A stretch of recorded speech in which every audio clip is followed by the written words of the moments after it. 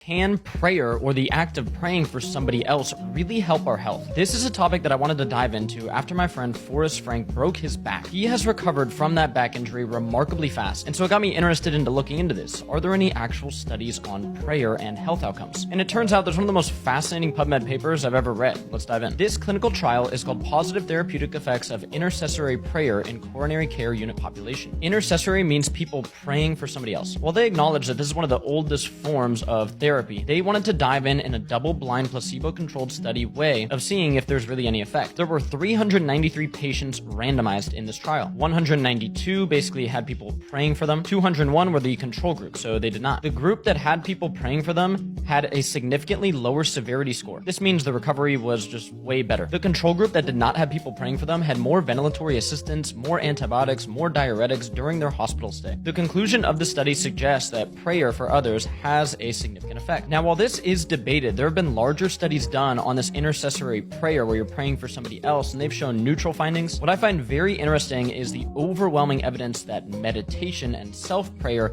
can help. Now, when you look at this from a really scientific angle, it would make sense. When you are meditating, you are helping your body in so many ways. When you're praying, you're helping your body in many ways as well. They're very similar actions. Breathing, lying down, lowering cortisol, having gratitude, which we know helps your brain. The idea in most of these studies is that this practice of mindfulness, gratitude, faith, whatever you want to call it, basically lowers stress hormones, can lower inflammatory biomarkers, because when you aren't as stressed, you experience better health and better recovery. And there's another fascinating paper, a randomized controlled trial of the effects of remote intercessory prayer on outcomes in patients admitted to the coronary care unit. This is a very in-depth, long paper, but what they did find is 11 out of these 27 cases were medically remarkable. So in my mind, when you combine that with the papers like mindfulness meditation for chronic pain, where we clearly see good outcomes with mindfulness meditation and pain, I think it's fair to say there's something there that we don't fully understand, and it's an extremely low risk. I mean, there's pretty much no risk in praying for somebody else if you feel like that, or praying for yourself. And while it's also fair to say stuff just happens. If I break my arm right now,